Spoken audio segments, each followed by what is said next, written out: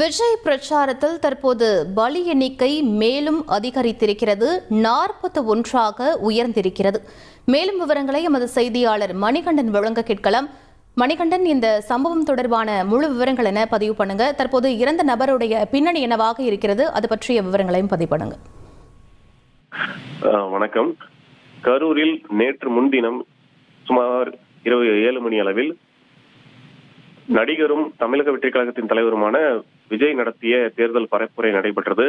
அந்த பரப்புரையின் போது ஏற்பட்ட துயர சம்பவத்தில் கூட்ட நெரிசலில் சிக்கி நேற்று வரை 40 பேர் உயிரிழந்திருந்தனர்.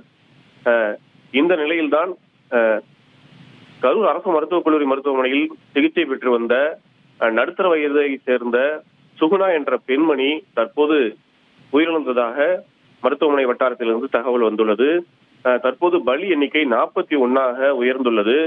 அந்த கூட்ட நெரிசலில் சிக்கி மூச்சு திணறல் ஏற்பட்டு பலர் உயிரிழந்திருக்கின்றனர். மேலும் தற்போது கரூர் அரசு மருத்துவக் கல்லூரி மருத்துவமனையில் சுமார் 50 பேரும், தனியார் மருத்துவமனைகளில் 60 பேரும் சிகிச்சை பெற்று வருகின்றனர். விவரங்களுக்கு நன்றி மணிகண்டன்.